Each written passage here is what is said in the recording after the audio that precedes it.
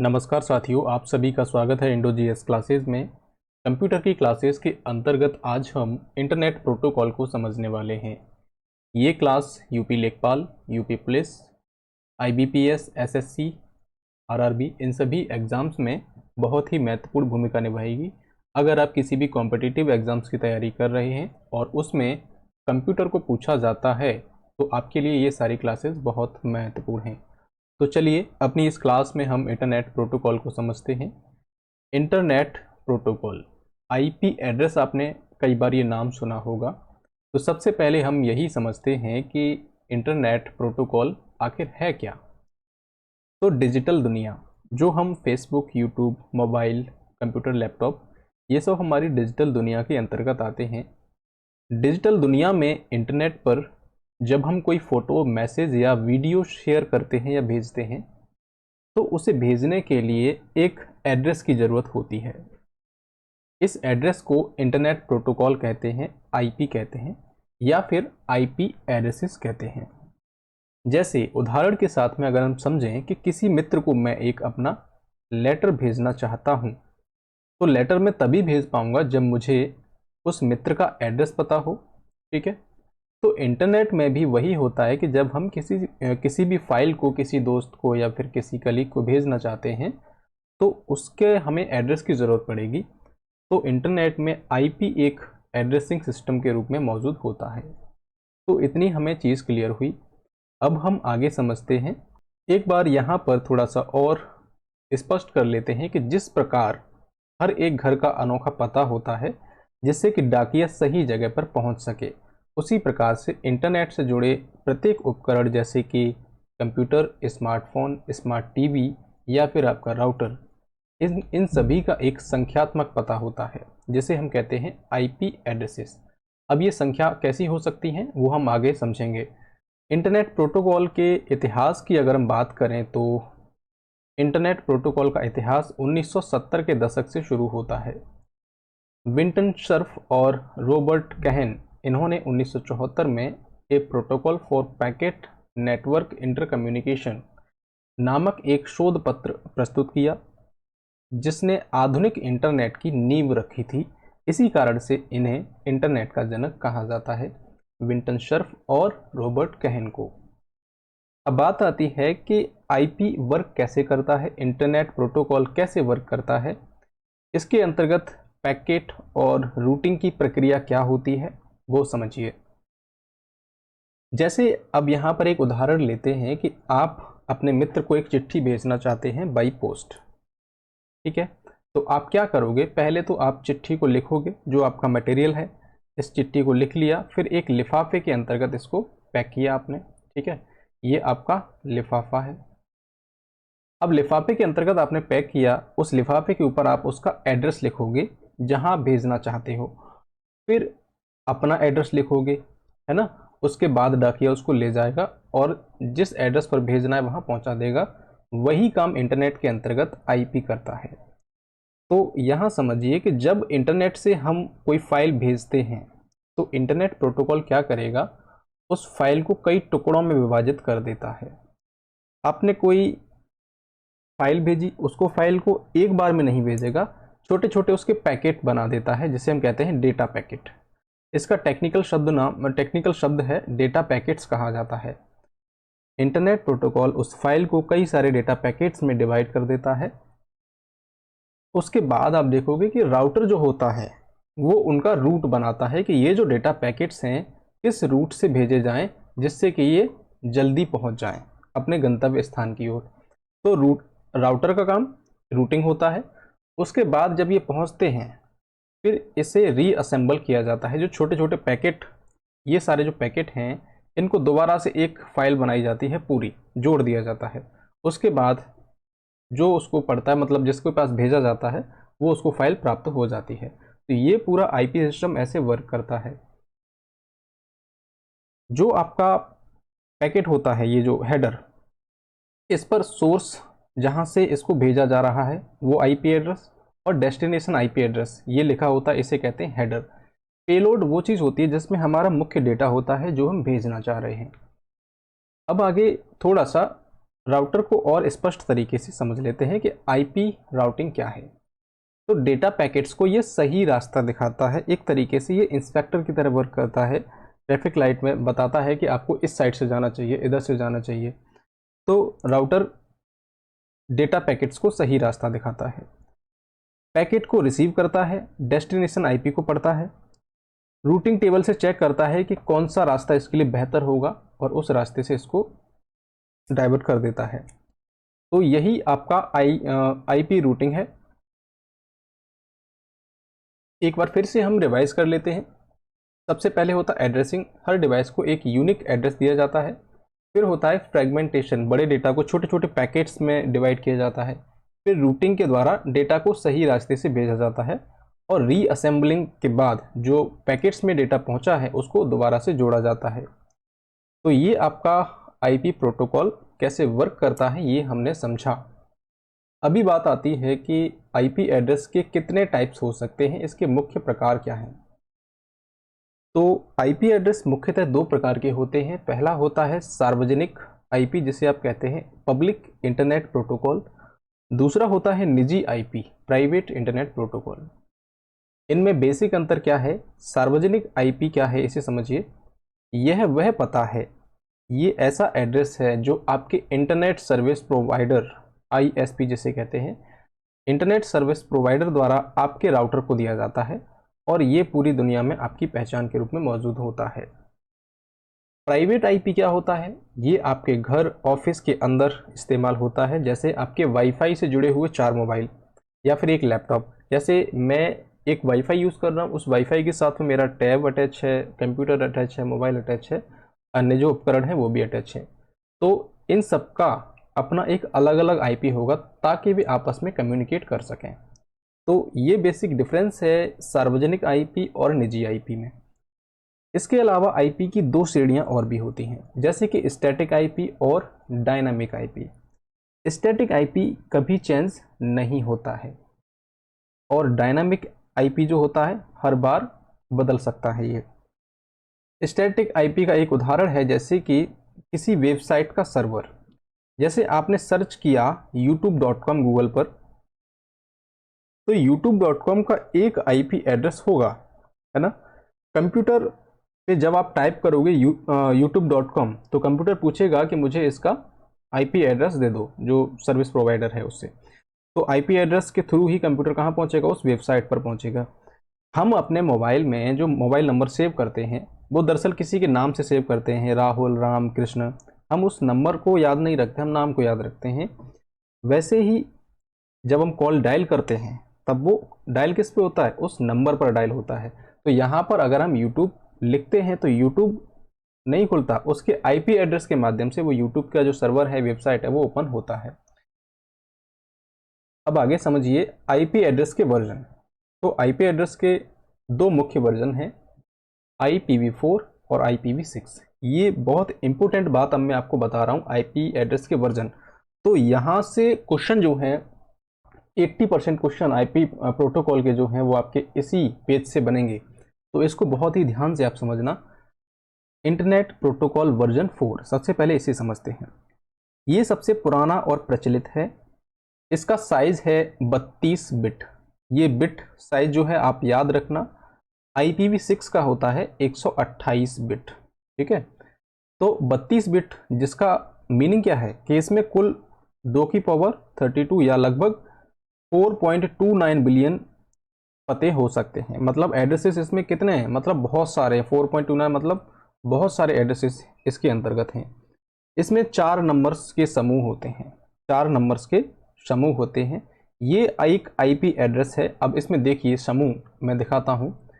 192, ठीक है, फिर 0.168, फिर पॉइंट, फिर 10.1। तो ये 4 समूह हो गए आपके और ये पॉइंट से अलग होते हैं। इसमें 4 समूह हैं। अब आप यहाँ पर संख्याओं की बात करेंगे तो 0 से 255 तक, 0 से 255 तक की जो संख्याएं होंगी वो 4 बिंदुओं द्वारा अलग अलग की जाएंगी और 0 से 255 तक आपको IPv4 देखने को मिलेगा। IPv6 की अगर हम बात करें तो इसको लाया क्यों गया था? तो देखिए जैसे जैसे इंटरनेट का उपयोग बहुत होने लगा तो IPv4 के जो एड्रेस जो थे वो कम पड़ने लगे। फिर IPv6 की ज़रूरत पड़ी, तो इसके कारण क्या हुआ, IPv6 आया। इस समस्या को सुलझाने के लिए IPv6 विकसित किया गया था। किस समस्या को, कि इंटरनेट प्रोटोकॉल वर्जन 4 में एड्रेस कम पड़ने लगे थे। अब IPv6 में आप देखोगे कि इसमें अक्षरों का भी प्रयोग किया जाता है, लेकिन इसमें आप देखोगे 0 से 255 तक जो आपकी संख्यात्मक चीज़ें हैं वही आती हैं, लेकिन इसमें जो है करेक्टर B भी आ रहा है, D आ रहा है, तो अल्फ़ाबेट्स भी आ रहे हैं। तो यहाँ पर आप एग्जांपल देखिए कि IPv6 इस तरीके से इतना बड़ा एड्रेस बना हुआ है। इसमें अनगिनत एड्रेस बनाए जा सकते हैं। IPv6 बहुत व्यापक है। इसकी बिट साइज़ कितनी है, 128 बिट इसकी साइज़ है। IPv4 की है 32 बिट। ऐसा कई सारी थ्योरी कहती हैं कि रेत के जो कण होते हैं उनको अगर गिना जाए तो इतने सारे बना सकता है IPv6, तो असंख्य ये एड्रेस बना सकता है। IP का काम सिर्फ इतना है कि वह आपके डेटा को चिट्ठी पर भेजने वाला पता और पाने वाले का एड्रेस लिख दे। अब देखिए ये बात बहुत ज़रूरी है। IP काम क्या करता है, सिर्फ ये काम करता है कि आपका जो डेटा है या आपकी जो चिट्ठी है जिसको आप भेज रहे हो, तो भेजने वाले का पता और पाने वाले का एड्रेस लिख देता है। तो इसमें एक चीज़ समस्या ये है कि कॉन्टैक्ट कनेक्शन लेस प्रोटोकॉल है ये। इसका मतलब ये है कि इसे इस बात से कोई मतलब नहीं कि चिट्ठी सही सलामत पहुंची या नहीं, इसका काम बस पैकेट के रास्ते पर डाल देना है। ठीक है, तो ये क्या करता है, पैकेट को बस छोड़ देता है कि हमने यहाँ से लिया और आपके पास दे दिया। इससे कोई मतलब नहीं है कि वो चीज़ सही सलामत पहुंची भी है या नहीं पहुंची है। तो अब इसके लिए ज़रूरी बात होती है कि ये कैसे पता चलेगा कि ये हमें पहुंचा है वहाँ पर या नहीं। तो यहाँ पर फिर आ जाता है TCP, इसे कहते हैं ट्रांसमिशन कंट्रोल प्रोटोकॉल। TCP वह मैनेजर है जो यह पक्का करता है कि डेटा सही पहुंच चुका है। ये कनेक्शन ओरिएंटेड प्रोटोकॉल है। डेटा भेजने से पहले ये पाने वाले कंप्यूटर से क्या करता है, हाथ मिलाता है कि क्या तुम रेडी हो, मैं डेटा भेज रहा हूँ। अगर डेटा बहुत बड़ा है तो TCP उसको छोटे छोटे टुकड़ों में तोड़ देता है और उन पर नंबरिंग कर देता है 1 2 3, ताकि वो आगे पीछे भी पहुँचें तो सही क्रम से जुड़ सकें। जैसे मैंने आपको बताया था कि आप मान लीजिए यहाँ पर एक कोई किताब भेज रहे हैं, सेंड कर रहे हैं, तो TCP क्या करेगा, पहले उस किताब को फाड़ देगा पूरा। ठीक है, उसके हर पेज को अलग अलग कर देगा और उन पेजों को एक लिफाफे में डाल देगा। ठीक है, हर लिफाफे में जो पेज रखें उन पेज को नंबरिंग कर देगा 1 2 3 4 5 6, इस तरीके से सारे पेज पर नंबरिंग कर दी। उसके बाद ये जो लिफाफे हैं डेस्टिनेशन पर पहुंचते हैं, फिर वहाँ पर क्या होगा, इनको रीअसेंबल किया जाएगा। तो रीअसेंबल होंगे तो जो सीक्वेंस डाले 1 2 3 4, इन्हीं के अनुसार वो रीअसेंबल हो जाते हैं। अब ऐसा नहीं है कि पहले 1 नंबर पहुंचेगा उसके बाद 2 नंबर पहुंचेगा, हो सकता है 2 नंबर पहले भी पहुंच जाए, है ना। तो ये TCP का काम है। अगर कोई टुकड़ा जो पैकेट है रास्ते में खो गया तो TCP उसको दोबारा सेंड करेगा। IP बताता है कि कहाँ जाना है, एड्रेस एंड रूटिंग TCP बताता है कि कैसे जाना है और सही कैसे जाना है। तो ये TCP आपने समझा। अब TCP या IP, इनको संयुक्त रूप से TCP या IP हम कहेंगे यहाँ पर, तो ये दोनों साथ साथ ही पढ़े जाते हैं बेसिकली इंटरनेट प्रोटोकॉल के अंतर्गत। तो TCP IP मॉडल में मुख्य रूप से 4 लेयर्स होती हैं। अब देखिए लेयर्स से भी क्वेश्चन आ जाते हैं, तो लेयर्स हमेशा नीचे से ऊपर, बॉटम टू टॉप इनको गिना जाता है, क्योंकि डेटा पहले फिजिकल तार या सिग्नल से होकर ही ऊपर की ओर पहुंचता है। तो लेयर फर्स्ट यहाँ पर देखोगे आप, डेटा को फिजिकल सिग्नल हार्डवेयर के जरिए तारों या तरंगों पर भेजना, जैसे कि आपका ईथरनेट, वाईफाई, मैक एड्रेस और IP सेकेंड लेयर पर है। तो यहाँ दूसरी लेयर पर आपका IP आ जाता है और लेयर 3 पर आ जाता है TCP। इंटरनेट लेयर पर IP वर्क करता है और ट्रांसपोर्ट लेयर पर TCP वर्क करता है। इस चीज़ को आप ध्यान रखना, ये दोनों इंपॉर्टेंट हैं, लेयर 3 और लेयर 2। TCP ट्रांसपोर्ट लेयर पर वर्क करेगा और इंटरनेट प्रोटोकॉल इंटरनेट लेयर पर वर्क करेगा। नेटवर्क लेयर के अंतर्गत अर्थनेट, वाईफाई, मैक एड्रेस आ जाते हैं। एप्लीकेशन लेयर पर हम जिस पर काम करते हैं, जैसे कोई वेबसाइट हमने खोली तो वो होती है एप्लीकेशन लेयर, जिस पर यूज़र और कंप्यूटर के बीच में आम बातचीत होती है। तो ये टीसीपी आईपी मॉडल की 4 लेयर्स हैं। एक होता है ओएसआई मॉडल, हालांकि वो थ्योरी है, लेकिन व्यवहार में टीसीपी आईपी मॉडल ही वर्क करता है। उसमें 7 लेयर होती हैं ओएसआई में। आईपी से संबंधित महत्वपूर्ण कुछ प्रोटोकॉल हैं, उन्हें यहाँ समझिए। पहला है ICMP, internet control message protocol. जब आप इंटरनेट पर डेटा भेजते हैं और वह किसी कारण से अपने गंतव्य डेस्टिनेशन तक नहीं पहुंच पाता, तो आईसीएमपी ही वह जरिया है जिससे आप कंप्यूटर को पता चलता है कि क्या गड़बड़ हुई है। तो आईसीएमपी ये चीज़ बताता है कि कहाँ पर गड़बड़ हुई है। इसका मतलब यह केवल नेटवर्क की स्थिति के बारे में संदेश भेजता है। अब जैसे एक उदाहरण के साथ में समझिए, मान लीजिए आपने कोई चिट्ठी भेजी है, अगर वह व्यक्ति घर पर नहीं मिला तो डाकिया चिट्ठी वापस ले आया और उस पर लिख दिया पता गलत है या फिर घर बंद है, तो वह वापस आने वाली सूचना आईसीएमपी की तरह ही होती है। तो इसका काम यही होता है जो अभी डाकिया ने किया था। एआरपी, एड्रेस रिजोल्यूशन प्रोटोकॉल, ये क्या होता है? एआरपी आईपी एड्रेसेस को मैक एड्रेस में बदलता है। मैक एड्रेस क्या होता है आप सोचोगे आप, तो देखिए मैक एड्रेस किसी भी हार्डवेयर का, जैसे मेरे कंप्यूटर का एक आईपी एड्रेस होगा, मेरे मोबाइल का एक मैक एड्रेस होगा। तो ये इनकी मैन्युफैक्चरिंग के टाइम पर ही इनको दिया जाता है। तो जब आपका कंप्यूटर किसी को डेटा भेजना चाहता है तो पहले एआरपी से उसका मैक एड्रेस पूछा जाता है। तो मैक एड्रेस जो होता है किसी भी डिवाइस का फिजिकल एड्रेस होता है, ठीक है, फिजिकल एड्रेस होता है। तो जब भी कंप्यूटर किसी डेटा को भेजता है तो सबसे पहले एआरपी से उसका मैक एड्रेस पूछा जाता है। आगे समझिए, अगला है डीएनएस, डोमेन नेम सिस्टम। अब डीएनएस क्या होता है, आपने इसका नाम कई बार सुना होगा। ये जितने भी आपको पॉइंट बता रहा हूँ ये सारे एग्जाम में पूछे गए हैं। इसे आसान भाषा में इंटरनेट की फ़ोन बुक कहा जाता है। अब इसे समझिए, जैसे आप अपने फ़ोन में किसी का नंबर याद रखने की बजाय उसका नाम राहुल सेव करते हैं, वैसे ही डीएनएस वर्क करता है।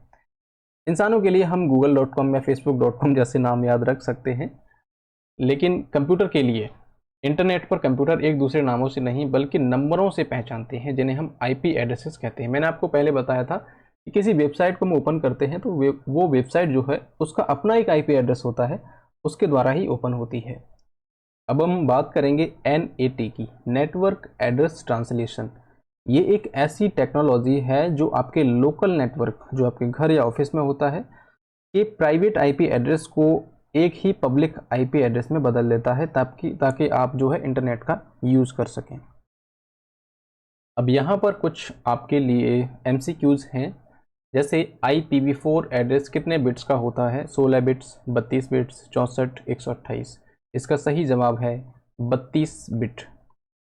अब अगला प्रश्न है आपके लिए, OSI संदर्भ मॉडल की किस लेयर पर आईपी एड्रेस का प्रयोग किया जाता है? तो इसका सही जवाब है ऑप्शन बी, नेटवर्क लेयर। अब आप कहोगे कि OSI संदर्भ मॉडल क्या है, तो इसे समझते हैं। OSI मॉडल एक थ्योरी है, दिस इज ए थ्योरी, और आईपी एड्रेस जो है आपका ये प्रैक्टिकल है। इस थ्योरी में 7 लेयर्स होती हैं, 7 लेयर्स होती हैं। इसी 7 लेयर्स में तीसरी जो लेयर है, लेयर 3 है आपकी नेटवर्क लेयर, उसमें आपका आईपी एड्रेस आता है। अब इसमें बेसिक अंतर क्या है OSI में और आईपी में? तो OSI जो है आपका थियोरेटिकल मॉडल है, मतलब सिर्फ पढ़ने के लिए, समझने के लिए ये ज़रूरी होता है। आईपी एड्रेस जो होता है आपका ये प्रैक्टिकल मॉडल है, और आज पूरा इंटरनेट जो है इसी पर वर्क करता है। इसमें आपकी 7 लेयर्स होती हैं, इसके अंतर्गत आपकी 4 लेयर्स होती हैं। आज की क्लास में हमने इंटरनेट प्रोटोकॉल को बहुत ही बारीकी से समझ लिया है, और मैं समझता हूं कि आपको ये क्लास बहुत अच्छे से समझ में आई होगी। लेकिन आपसे एक रिक्वेस्ट है कि ये सारे वीडियोस बनाने में हमें बहुत मेहनत लगती है, बहुत सारा समय जाता है। आप एक स्टूडेंट हैं तो आप समय को जानते हैं कि कितना इम्पोर्टेंट होता है। अगर आपको ये क्लास अच्छी लगी है तो आप इस क्लास को लाइक, शेयर कर सकते हैं, साथ ही इस चैनल को सब्सक्राइब कर सकते हैं, जिससे कि हम भविष्य में आपके लिए और भी बेहतर वीडियोस लाते रहें।